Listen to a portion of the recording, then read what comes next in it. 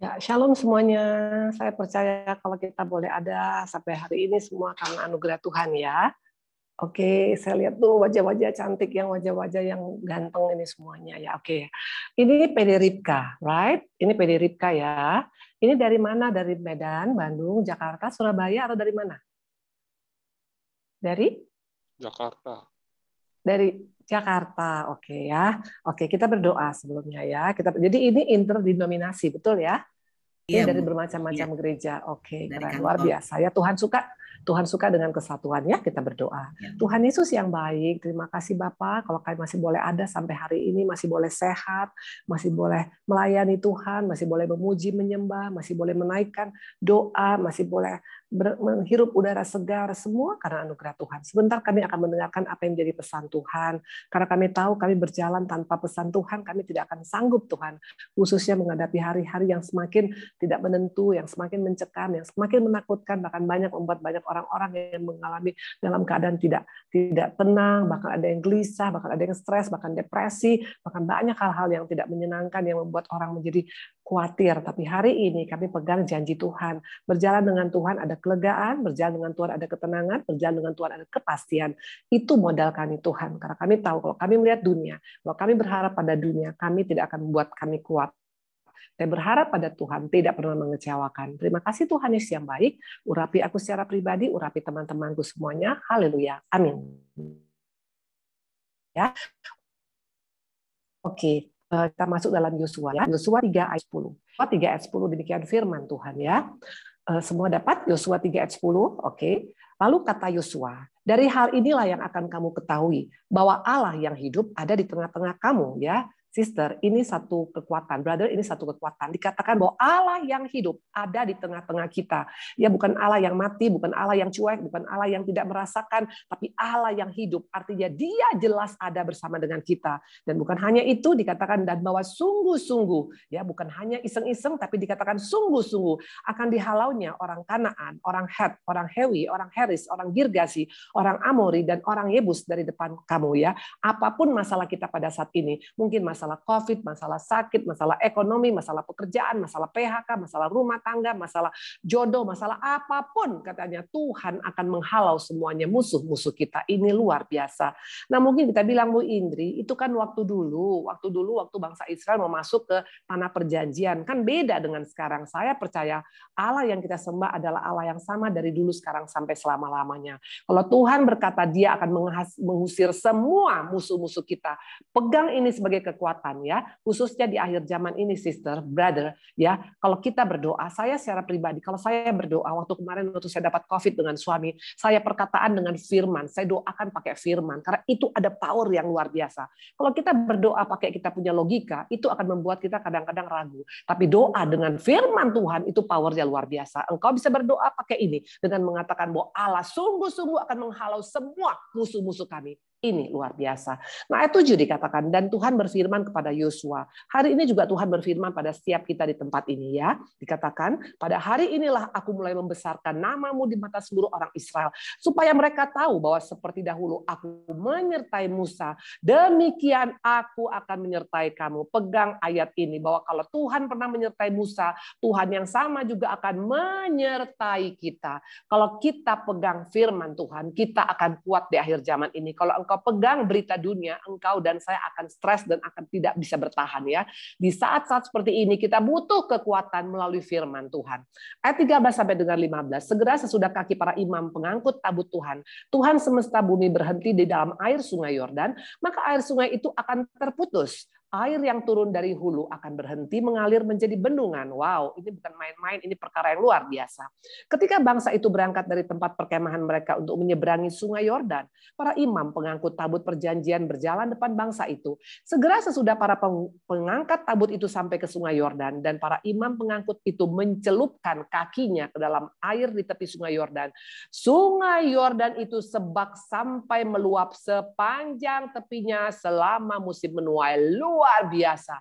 Perhatikan, waktu imam-imam menyentuh kakinya di sungai Yordan, dikatakan apa? Terjadi mujizat yang luar biasa. Maka berhentilah air itu mengalir. Air yang turun dari hulu melonjak menjadi bendungan jauh sekali dekat Adam, kota yang terletak di sebelah Sartan dekat. Sedang air yang turun ke Laut Araba, yakni Laut Asin, terputus sama sekali. Lalu menyeberanglah bangsa itu di tentangan Yeriko. Tapi para imam pengangkut tabut perjanjian Tuhan itu tetap berdiri di tanah yang kering, di tengah-tengah sungai Yordan, sedang seluruh bangsa Israel menyeberang di tanah yang kering, sampai seluruh bangsa selesai menyeberangi sungai Yordan. Ini bicara satu pengharapan. Brother, sister, kalau engkau dengar TV, kalau engkau dengar berita, yang ada bukan pengharapan, yang ada makin stres. Tapi kalau engkau membaca firman, engkau mendengarkan firman, khususnya pada saat ini, kita mendengar firman tidak susah loh. Nggak perlu ke gereja, nggak perlu ke persekutuan, nggak perlu jauh-jauh tinggalkan keluarga. Bisa di rumah, bisa. Dalam keadaan mau tidur pun bisa. Kita cuma tinggal hidupin, kita punya internet, kita bisa dengar semua berita-berita yang memberikan pengharapan. Dan ini yang dibutuhkan pada saat ini untuk membuat stamina kita kuat, membuat kita punya daya imun kita kuat. Bukan hanya vitamin, bukan hanya jemur matahari, tapi waktu kita pegang firman Tuhan, di sana imun kita akan bertambah kuat. Nah, dikatakan di sini ini perkara yang mustahil. Dan ini bukan legenda, sister brother. Kalau saya sangat percaya Tuhanku yang sama pernah menolong kita sebelumnya, hari ini juga Tuhan bisa menolong kita. Ini pegang sebagai janji Tuhan.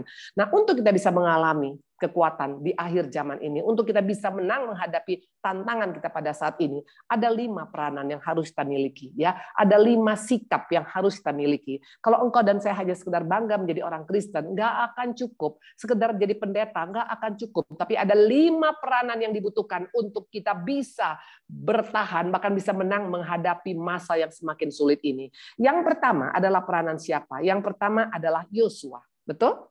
Yosua dipakai dalam kisah ini, ya. Untuk peranan Yosua, mungkin kita bilang, memang siapa Yosua, Bu Indri? Kalau kita tahu Musa adalah hamba Tuhan besar, betul? Dia sekali pukul batu gunung batu bisa mengeluarkan air. Dia bisa pukul sekarang Laut Teberau, itu terbelah 2. Dia bisa sekarang memukul sungai, bisa keluar darah. Intinya, Musa ini adalah hamba Tuhan besar yang luar biasa. Jemaatnya bukan 1 orang, 2 orang, bukan 1000 orang, tapi 2 juta jemaat selama 40 tahun di padang gurun. Ini bicara seorang hamba Tuhan yang luar biasa. Pertanyaan, siapa penggantinya? Karena biasanya kalau penggantinya kalau orangnya hebat, penggantinya juga harus hebat, betul? Biasanya kalau gembalanya orang tuanya, biasanya anaknya jadi gembala, betul? Karena sudah dipersiapkan. Pertanyaan, siapa Yosua? Apakah dia hamba Tuhan yang besar seperti Musa? Kita buka Keluaran 24 ayat ke-13 supaya kita lihat who is Yosua. Lalu bangunlah Musa dengan Yosua, abdinya. Maka naiklah Musa ke atas gunung Allah itu. Who is Yosua? Siapa Yosua? Yosua ternyata hanya abdinya Musa, hanya pembantunya, hanya bujangnya, hanya orang yang sangat biasa-biasa, bukan orang yang sehebat Musa. Apa artinya ini? Artinya hari ini satu pengharapan yang besar bagi setiap kita.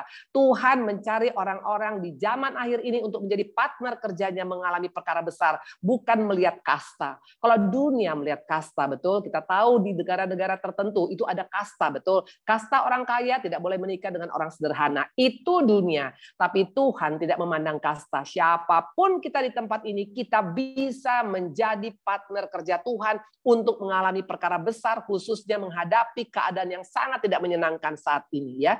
Nah, dikatakan Yosua adalah abdi, ya, sama seperti kayak Gehazi, ya, adalah abdi daripada Elia, betul? Jadi ternyata di dunia ini, kalau ada dunia kasta, kalau di dalam surga tuh nggak ada kasta. Coba kita buka Yakobus 2 ayat 9.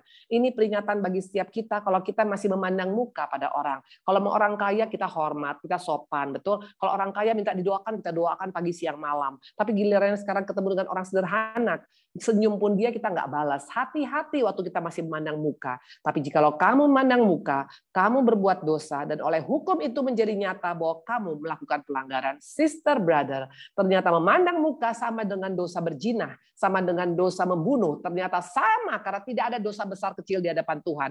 Semua dosa hukumannya adalah maut, termasuk pandang muka. Maka hari ini kalau kita hanya melihat orang tergantung dari casing, daripada atribut, kita minta ampun sama Tuhan. Karena orang-orang yang mandang muka tidak akan pernah bisa dipakai Tuhan menjadi partner kerja Tuhan. Nah, kita akan lihat sekarang di sini, ya. Kenapa Yosua dipilih tadi? Ya, padahal dia adalah abdinya. Jawabannya adalah di Keluaran 17 ayat 10. Siapapun kita di tempat ini, mau kita orang biasa-biasa, ekonomi biasa-biasa, sekolah biasa-biasa, Tuhan bisa jadikan kita untuk menjadikan proyek besar Tuhan ya. Keluaran 17 ayat 10 demikian firman Tuhan. Yosua melakukan seperti yang dikatakan Musa padanya, berperang melawan orang Amalek, tapi Musa, Harun dan Hur telah naik ke puncak bukit. Kenapa dipilih Yosua? Yosua adalah pribadi yang taat kepada pemimpinnya. Taat kepada pemimpinnya. Nah, bagaimana kita sekarang untuk Indonesia? Contoh soal kita mengatakan kita mau dipakai oleh Tuhan, tapi kita suka ngelawan pemerintah. Pemerintah sudah bilang tolong kalau keluar 3M prokes, tapi kita bilang gimana gua aja. Udah dibilang jangan berkerumun, tapi kita bilang gimana gua aja. Nah, waktu kita berontak, waktu kita nggak taat, yakin kita dapat peranan sesuai dengan maunya Tuhan. Tuhan mencari orang-orang yang taat pada saat ini. Tuhan mencari Yosua di akhir zaman. Bukan karena kita pintar, bukan karena kita kaya, tapi ketaatan kita kepada pemimpin. Buat istri-istri di tempat ini yang sudah menikah, taatlah kepada pemimpinmu. Siapa pemimpin kita dalam rumah tangga? Suami, betul? Coba saya lihat ibu-ibu di sini ya, sudah taat nggak sama suami-suaminya? Karena yang ngejago sama suaminya itu kelihatan, betul ya? Nah, waktu engkau masih ngejago sama suami, ya kalau suaminya baik, Bu Indri, maafkan saya, Tuhan nggak mengatakan harus suami yang baik baru kita harus hormat. Mau dia baik nggak baik bukan urusan kita. Yang penting kita hormati pasangan kita hormati pemerintah kita, baik apa nggak baik pemerintah, bagian kita lakukan, jangan bagian orang kita ambil. Waktu kita taat, maka Tuhan akan pakaikan kita menjadi partner kerja Tuhan. Nah, kita lihat. Kenapa nggak dipakai Harun? Harun kan udah jelas kakak Musa ya. Kenapa nggak ada nepotisme Bu Indri kalau waktu itu ada pasti kalau Harunnya benar. Tapi pertanyaannya kenapa nggak dipilih Harun? Karena Harun pernah kompromi dengan dosa, membuat lembu emas gara-gara permintaan daripada manusia. Waktu kita masih banyak kompromi dengan dosa hanya untuk menyenangkan orang lain, tidak akan pernah dipakai menjadi partner kerja Tuhan. Garis bawahi ini. Waktu kita kompromi demi untuk menyenangkan orang lebih daripada menyenangkan Tuhan, cepat atau lambat kita akan digeser seperti Harun. Kenapa nggak Miriam? Miriam kan kakak daripada Musa. Buka Bilangan 12 ayat 1. Supaya di tempat ini jangan, khususnya ini buat wanita, karena wanita ini sering jebol di sini ya. Miriam serta Harun mengatai Musa berkenaan dengan perempuan Kus yang diambilnya. Sebab memang ia telah mengambil seorang perempuan Kus. Musa bisa salah? Bisa. Hamba Tuhan bisa salah? Bisa. Pendeta bisa salah? Bisa. Pimpinan kita bisa salah? Bisa. Apakah kita berhak untuk menghakimi? Apakah kita berhak untuk menggosip? Waktu kita masih suka menggosip orang-orang yang melakukan kesalahan, kita tidak akan pernah menjadi partner kerja Tuhan. Dicoret dari calon untuk menjadi pribadi-pribadi yang dipakai oleh Tuhan. Dan akibat orang yang seperti ini, perhatikan ayat 9 dan 10, tidak main-main loh. Sebab itu bangkitlah murka Tuhan terhadap mereka. Lalu pergilah ia, dan ketika awan telah naik dari atas kemah, maka tampaklah Miriam kena kusta, putih seperti salju. Ketika Harun berpaling pada Miriam, maka dilihatnya bahwa dia kena kusta. Hati-hati, waktu kita tidak menjaga hati, ya kita masih suka ngomongin orang, masih suka iri, masih suka cemburu, masih suka menggosip orang, nggak akan pernah masuk dalam daftar yang akan dipakai Tuhan, khususnya di zaman akhir yang semakin sulit ini. Hanya orang-orang yang menjadi partner kerja Tuhan yang bisa bertahan, percayalah. Belajar daripada Yosua. Yosua bukan orang kaya, Yosua bukan orang hebat, tapi dia taat kepada pemimpin. Ini yang membuat Tuhan memilih. Nah, yang kedua, peranan apa yang harus kita punya selain taat? Kita buka Yosua 4 ayat 15 sampai dengan 18. Berfirmanlah Tuhan kepada Yosua, demikian, perintahkanlah para imam pengangkut tabut hukum Allah supaya ia naik dari sungai Yordan. Maka Yosua memerintahkan kepada para imam, demikian, keluarlah dari sungai Yordan. Ketika para imam pengangkut tabut perjanjian itu keluar dari tengah-tengah sungai Yordan, dan baru saja para kaki imam dijejakkan di tanah yang kering, maka berbaliklah air sungai Yordan ke tempatnya dan mengalir seperti dahulu dan meluap sepanjang tepi. Kalau kita baca sepintas, ini kesannya gampang banget, betul? Yosua bilang, ayo keluar. Betul, gampang. Kalau memang waktu itu yang nyebrang cuma 1-2 orang, betul. Tapi bayangkan, ada berapa orang yang menyeberang pada waktu itu? Buka ayat 13, supaya kita lihat. Ada berapa orang yang menyeberang sungai Yordan waktu itu, di mana orang imam disuruh menunggu di tengah. Dengan keadaan nggak tahu kapan tiba-tiba airnya tumpah ke mereka, betul. Lihat, kira-kira 40.000 orang yang siap untuk berperang menyeberang di hadapan Tuhan ke daratan Yeriko untuk berperang. Tidak main-main, sister brother. Ada 40 orang menyeberang. Satu orang menyeberang mungkin masih nggak apa-apa. Tapi bayangkan 40.000 orang bisa berhari-hari, bahkan mungkin bisa berminggu-minggu. Dan mereka harus berdiri di tengah-tengah sungai yang kapan saja itu bisa meledak, bisa menutupi mereka. Bisa nggak imam-imam ini jantungan? Bisa nggak imam-imam ini ketakutan? Bisa nggak imam-imam stres? Bisa nggak dia khawatir bisa mati? Bisa, karena dia juga manusia. Ini yang kita alami sekarang. Kita pun seperti di tengah-tengah sungai yang kering, yang sementara kita nggak tahu sampai kapan berapa banyak orang menyeberang. Betul. Kita bisa panik, bisa. Kita bisa takut, bisa. Hamba Tuhan bisa panik, bisa. Ibu Indri bisa panik, ya pasti bisa lah. Semua kita hanya manusia. Tuhan pun pernah ketakutan kok. Yesus pernah ketakutan di Getsemane, betul? Nah, pertanyaan, apakah gara-gara itu membuat kita langsung putus asa, langsung menyerah? Kita buka 2 Samuel 22 ayat 7. Waktu seorang Daud mengalami kesesakan, waktu seorang Daud mengalami terhimpit, apa yang dilakukannya? Ketika aku dalam kesesakan, ini kata Daud, ketika aku dalam kesesakan, dikatakan 2 Samuel 22 ayat ke-7 ya. Apakah saya salah? Apakah 2 Samuel 22 ayat ke-7? 2 Samuel, berarti saya mungkin salah ya, atau 1 Samuel 22 ayat ke-7 coba. 1 Samuel 22, mungkin ibu yang salah kali ya. Coba lihat ya. 1 Samuel 22 ayat ke-7. Coba lihat. Maafkan saya ya, mungkin saya salah ayat kali. Harusnya ketika aku dalam kesesakan. 1 Samuel 22, coba lihat sebentar ya. Tadi saya bilang 2 Samuel 2 ya, ayat 27. Oke, berarti bukan ya, 1 Samuel 2 ayat 1 Samuel 2, coba tadi 2 Samuel 22, maafkan saya. 2 Samuel 22 ayat ke-27. Oke, berarti saya yang salah kasih ayat ya. Oke. Kayaknya sebentar. Intinya nanti boleh dicatat ya. Intinya begini, 2 Samuel 22 betul, Bu. 2 Samuel 22 ayat 7. Betul.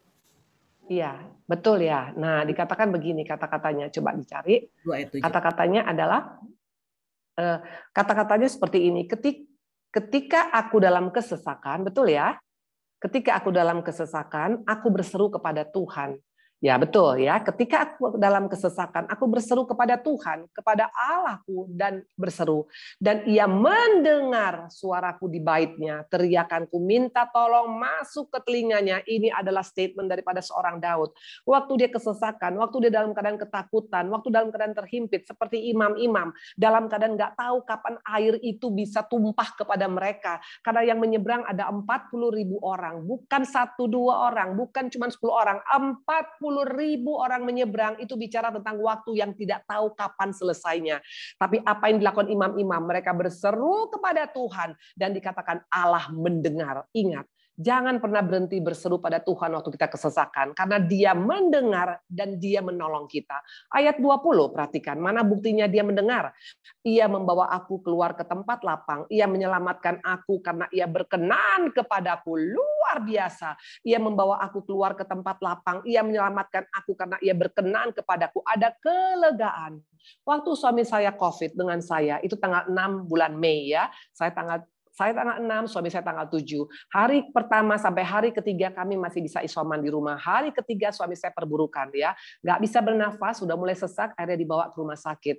Waktu itu saya juga positif. Nah, kami di sana dalam keadaan bukan semakin lebih baik. Suami saya semakin menurun, dia punya saturasi di bawah 87, dia punya darah, batuk darah, bahkan juga dia sudah tinggi panasnya 40 dan juga sudah nadinya 45. Terus terang keadaan yang bukan semakin baik itu sudah dimasukkan pada oksigen yang lebih berat lagi, tinggal menunggu waktu masuk pada ventilator. Nah, itu bukan hal yang mudah. Saya berseru kepada Tuhan, saya hanya mencari Tuhan, hanya memanggil nama Tuhan, dan Tuhan memberikan solusi, Tuhan memberikan kelegaan. Sister, brother, pada saat ini waktu engkau berseru pada dunia nggak bisa menolong. Berharap pada rumah sakit nggak bisa menolong. Berharap pada obat belum tentu menolong. Tapi berharap pada Tuhan, memanggil Tuhan, ada kelegaan. Dan itu saya alamin, ya, itu saya alamin. Nanti saya akan berikan kesaksiannya, ya. Nah, dikatakan coba buka Matius 11 ayat 28. Tuhan Yesus sudah tahu apa akan terjadi di akhir zaman ini. Makanya ada ayat ini dikatakan, marilah kepadaku, ya. Di mana ada di dunia ini orang yang mengundang orang yang punya masalah? Hanya Yesus. Marilah kepadaku semua yang letih lesu dan berbeban berat. Aku akan memberikan kelegaan padamu. Luar biasa, bukan main-main. Dalam saat seperti ini orang berusaha tidak mau dekat dengan orang yang bermasalah. Betul? Kalau dulu kita ketemu orang peluk kita, sekarang kalau dia tahu kita COVID, dia nggak akan mau dekat dengan kita. Tapi Tuhan malah katakan, engkau semakin berat masalah, engkau semakin berbeban, semakin letih lesu. Aku menunggu engkau, ku berikan padamu kelegaan. Makanya panggil nama Yesus. Jangan berhenti memanggil nama Yesus. Itu yang saya lakukan waktu suami saya dalam perburukan. Dan waktu ada perburukan, kita panggil nama Yesus, ada kelegaan. Makanya buat saya, tidak main-main. Tuhanku itu luar biasa, ya. Nah, waktu suami saya dalam keadaan perburukan itu, saya hanya berdoa begini sama Tuhan. Tuhan Yesus, aku percaya Engkau Bapa yang baik. Bapa yang baik tidak pernah memberikan ular kepada orang yang minta ikan, tidak pernah memberikan batu kepada orang yang minta roti. Itu saya perkatakan terus. Dan saya perkatakan Ibrani 13 ayat 5b dan 6. Ya, bahwa Tuhan tidak pernah membiarkan dan Tuhan tidak pernah meninggalkan. Itu saya perkatakan berulang-ulang. Nah, saya bilang begini sama Tuhan, Tuhan, aku tahu Bapa, Kau tahu aku sayang sama suamiku. Kau tahu aku mencintai suamiku. Tapi aku tahu engkau lebih mencintai suamiku.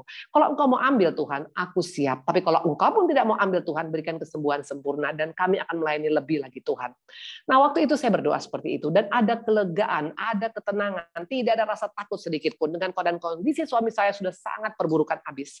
Nah, waktu jam 3 pagi, apa yang terjadi? Kelegaan Tuhan berikan. Tuhan bangunkan saya. Tuhan bilang, Indri, telepon ke Surabaya. Saya punya anak rohani di Surabaya. Telepon ke Surabaya supaya engkau pindah dari rumah sakit ini. Memang waktu kami di rumah sakit itu Tuhan izinkan kami mendapat perlakuan yang sangat-sangat standar untuk orang yang dalam kondisi yang sudah perburukan habis. Hanya dikasih Nerobiom, hanya dikasih Rinos, hanya dikasih neopron, obat sakit kepala. Bayangkan dengan keadaan batuk darah, dengan keadaan panas tinggi, dengan keadaan sudah nadi 45, dengan saturasi sudah di bawah 87, itu tetap hanya dikasih hanya paracetamol. Kami sampai bilang kita tidak pakai kita bukan pakai Menkes, kita bukan pakai BPJS, kita bayar cash, tapi tetap diperlakukan seperti itu. Tapi Tuhan izinkan supaya kita nggak berharap pada manusia, tapi berharap pada Tuhan. Nah, waktu malam jam 3 Tuhan suruh saya WhatsApp dan saya telepon WhatsApp kepada saya punya anak rohani, tolong saya harus pindah, suami saya mesti pindah, kata Tuhan harus pindah. Ada 2 pilihan, RSPAD Jakarta atau Surabaya. Logikanya dalam keadaan kondisi yang dalam keadaan tidak stabil, pindah ke Surabaya tidak mungkin. Tapi percayalah, kalau Tuhan yang suruh, ketaatan kita itu modal kita. Dan saya bilang, baik Tuhan, kalau Tuhan yang suruh, Tuhan pasti bertanggung jawab. Sebenarnya hari keempat di rumah sakit saya sudah negatif. Aslinya negatif dan 2 kali PCR negatif. Orang biasanya kalau negatif pasti senang, betul? Tapi saya malahan nggak senang. Karena apa? Karena saya bisa melihat keadaan kondisi saya semakin buruk dan dia karakter yang tidak ngomong kalau sakit. Panas tinggi diam, batuk darah diam, dan keadaan nadi rendah diam, dan sesak diam. Jadi saya selama menjaga dia di rumah sakit, itu saya seperti suster 24 jam. Makanya tensi saya sampai naik karena kurang tidur, ya. Nah, waktu saya disuruh dokter pulang, supaya pulang, karena ibu 61 tahun, dan kondisi di rumah sakit ini semua COVID sangat berbahaya. Saya lihat suami saya waktu itu dalam keadaan diam dan keadaan down. Dan dia hanya bilang, kalau sampai saya dipanggil Tuhan, tolong cari tanah kuburan saya yang baik ya. Waktu saya dengar itu, saya berdoa dan saya bilang, Tuhan, apa yang harus saya lakukan? Tuhan bilang, stay, engkau dampingi suamimu. Dan saya bilang, baik Tuhan. Kalau Tuhan yang suruh saya dampingi, saya siap Tuhan. Dan saya percaya Tuhan akan mengcover hidup saya. Karena dia Bapa yang baik, nggak pernah memberikan batu pada orang yang minta roti, nggak pernah berikan ular pada orang yang minta ikan. Itu saya perkatakan berulang-ulang. Nah, akhirnya malam itu saya WhatsApp. Di mana logikanya ada orang bisa menjawab jam 3 pagi. Jam 7 pagi, saya punya anak rohani telepon dari Surabaya. Ibu, 8 jam lagi pesawat dari Singapura SOS menjemput Bapak ke Bandung. Saya bilang, luar biasa Tuhan, kalau bukan karena Tuhan tidak mungkin, sister. Akhirnya kami berangkat ke Surabaya, nggak langsung Surabaya, lewat dari Jakarta, pakai ambulans lagi. Bayangkan dalam keadaan saturasi yang sangat standar, yang sangat di bawah standar, dalam keadaan 87, ya, dengan keadaan batuk darah, dengan keadaan nadi rendah, itu selama dalam perjalanan saya hanya bilang, aku berserah pada Yesus, Juru Selamat, aku berserah, hanya itu saya katakan. Apa yang terjadi, brother sister? Selama dalam perjalanan semua stabil. 99 dia punya saturasi dan tidak ada batuk sama sekali, nadi bagus, bahkan sampai di Surabaya. Dan di Surabaya pertama masuk sebelum dokter pegang, apa suami saya bilang? Ngomong selama 12 hari nggak ngomong. Saya mau sembuh di sini. Tuhan pasti berikan saya kesembuhan di sini. Hari ketiga masuk gamma maras. Itu gamma maras itu masuk 72 vial, ya, tidak main-main. Hari ke-7 buka oksigen, hari ke-10 kami boleh pulang dari rumah sakit, waktu diperiksa paru-paru yang sudah hampir ketutup semuanya, bersih total. Dan bukan hanya itu juga, dia punya D-dimer, ketentalan darah yang tadinya udah puluhan ribu, itu jadi 300 sekarang, di bawah, sudah sangat-sangat normal. Tuhan itu luar biasa. Jangan pernah berhenti manggil nama dia. Percayalah, memang ada juga hamba-hamba Tuhan yang harus pergi. Berarti memang sudah waktunya Tuhan. Karena jangan takut, mati keberuntungan, hidup berarti harus berbuah. Jadi saya tidak takut apapun putusan Tuhan. Itu bedanya kalau kita hidup dengan firman. Yang pertama, taatlah. Kalau Tuhan yang berkata, jangan takut, dia bertanggung jawab atas firman yang disampaikan. Kedua dikatakan adalah apa? Kedua dikatakan tadi adalah apa? Panggil nama Yesus. Panggil nama Yesus, jangan panggil yang lain. Panggil Yesus, Yesus. Aku hanya mengandalkan Engkau. Yang ketiga, peranan ketiga, Yosua 4 ayat 1 sampai dengan 2. Setelah seluruh bangsa itu selesai menyeberang sungai Yordan, berfirmanlah Tuhan pada Yosua demikian, pilihlah dari bangsa itu 12 orang setiap dari suku-suku. Nah, kita adalah pemimpin-pemimpin. Apa arti pemimpin, Bu Indri? Apa kita jadi manajer? Apa kita menjadi ketua? Apa jadi presiden? Pemimpin bicara tentang orang yang bisa memberikan pengaruh. Setiap anak-anak Tuhan bisa kasih pengaruh loh. Pertanyaan, pengaruh apa yang kau bawa selama ini? Pengaruh yang positif apa yang negatif? Karena waktu 10 pengintai pergi ke Kanaan, yang 10 berkata, kita pasti mati, kita akan dimakan oleh raksasa-raksasa. Itu pengaruh yang busuk. Makanya akibatnya semua bangsa Israel mati di padang gurun karena ada pengaruh yang busuk daripada kepala-kepala suku. Bagaimana dengan kita? Apakah kita kepala suku seperti Yosua dan Kaleb yang berkata kita pasti menang? Nah, di akhir zaman ini, pada masa seperti ini, bawalah berita-berita yang menguatkan. Waktu WhatsApp, kasih tahu berita-berita yang menguatkan. Jangan berita kematian, berita yang oksigen habis, berita yang sudah sekarat, berita orang yang nggak punya uang, berita orang yang bunuh diri. Itu berarti bahwa engkau bukan pemimpin yang seperti Tuhan mau. Pemimpin yang baik adalah yang bisa mempengaruhi orang-orang untuk bisa bangun, bisa termotivasi, bisa kuat. Itu yang kita lakukan. Selama saya dalam keadaan isoman, selama dalam keadaan saya dalam keadaan pandemi ini ya, terus-terusan ya, itu yang minta doa. Nah, kita mungkin nggak bisa kasih uang, minimal doakan, minimal kirimlah berita-berita yang baik. Jangan juga penyebar hoax, betul? Kalau engkau masih penyebar hoax, berarti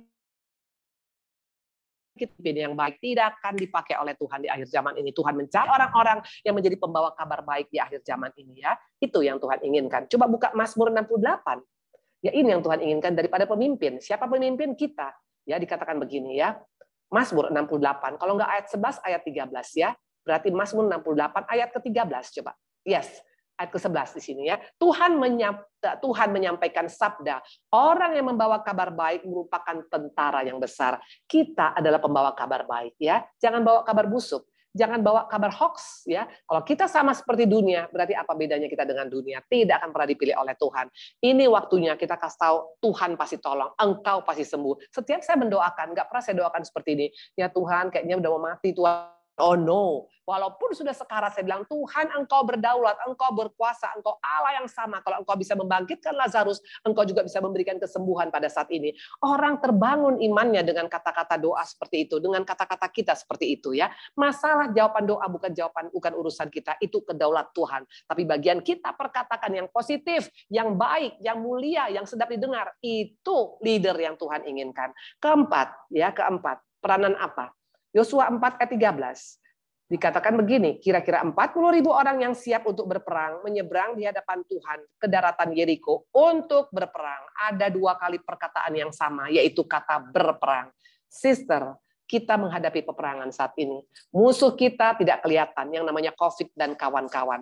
Kita harus jadi tentara-tentara Tuhan yang militan. Apa ciri daripada tentara? Berjaga-jaga. Sister, brother, kalau engkau pada saat ini masih seenak perut kita, hidup masih suka-sukaku, hidup masih gimana aku, nggak akan bisa jadi partner kerja Tuhan. Harus seperti tentara, berjaga-jaga dalam doa, dalam mulut kita, dalam sikap kita, dalam hati kita, dalam perbuatan tangan kita, dalam langkah kita. Kalau kita lakukan ini, kita adalah tentara-tentara yang pasti bisa menyeberang Sungai Yordan, menyelesaikan masalah ini dengan kemenangan.